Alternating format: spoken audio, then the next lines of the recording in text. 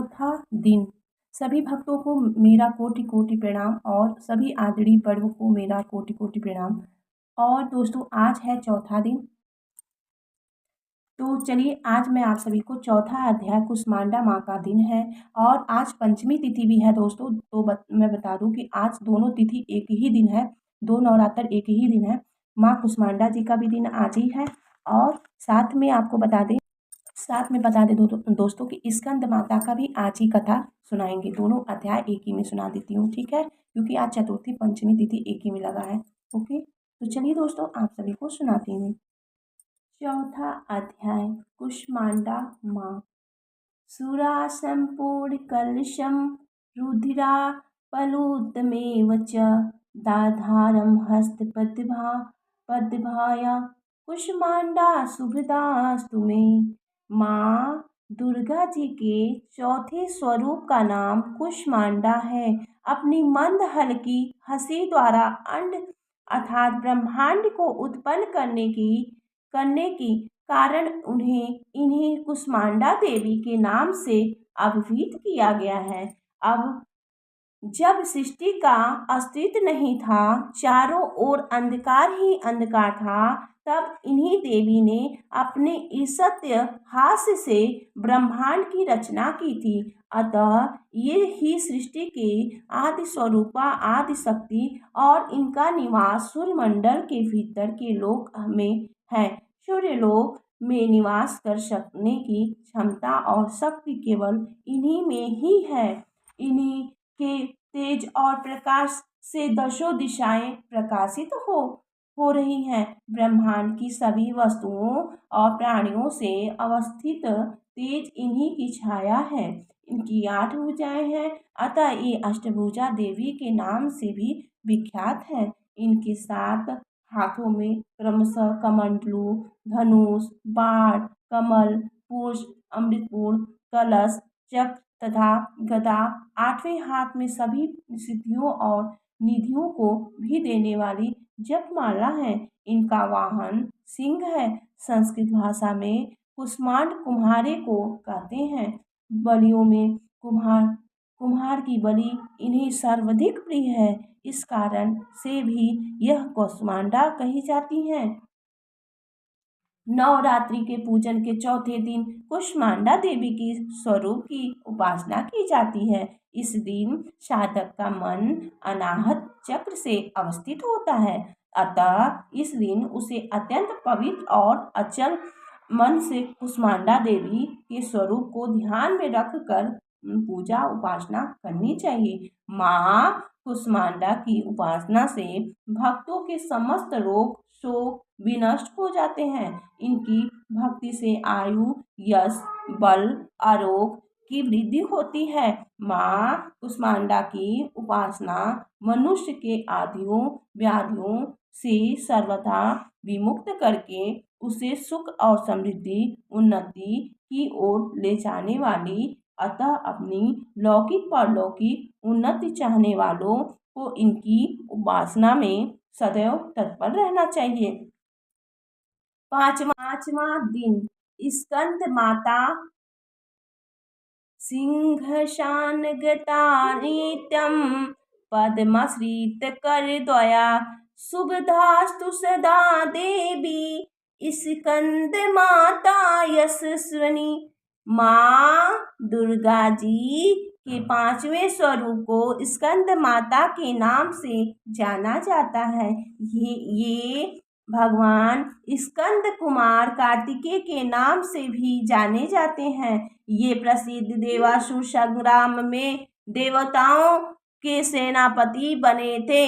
पुराणों में इन्हें कुम्हार और शक्तिधर कहकर इनकी महिमा का वर्णन किया गया था। इनका वाहन मयूर है, अतः इन्हें मयूर वाहन के नाम से भी अभिहित किया गया है। इन्हीं भगवान स्कंद की माता होने के कारण माँ दुर्गा जी की इस 5वें स्वरूप को स्कंद माता के नाम से जाना जाता है। इनकी उपासना नवरात्रि पूजा के 5वें दिन की जाती है। इस दिन साधक का मन विशुद्ध चक्र में अवस्थित होता है। इनके विग्रह में भगवान स्कंद जी बाल रूप में इनकी गोद में बैठे होते हैं। स्कंद मातृ स्वरूपणी देवी की 4 भुजाएं हैं। ये दाईं ओर की ओर ऊपर वाली भुजा से भगवान स्कंद को गोद में पकड़े हुए हैं और दाईं की ओर की नीचे वाली भुजा जो ऊपर की ओर उठी हुई है उसमें कमल पुष्प है। बाईं ओर की ऊपर वाली भुजा वर मुद्रा में तथा नीचे वाली भुजा जो ऊपर की ओर उठी है उसमें भी कमल पुष्प लिए हुए हैं। इनका वर्ण पूर्णतः शुभ्र है। ये कमल के आसन पर विराजमान रहती हैं। इसी कारण से इन्हें पद्मासना देवी भी कहा जाता है। सिंह इनका वाहन है। नवरात्रि पूजन के 5वें दिन का शास्त्रों में पुष्कर महत्व बताया गया है। इस चक्र में अवस्थित मन वाले साधक की समस्त ब्रह्मा क्रियाओं एवं चित्त विधियों का लोप हो जाता है।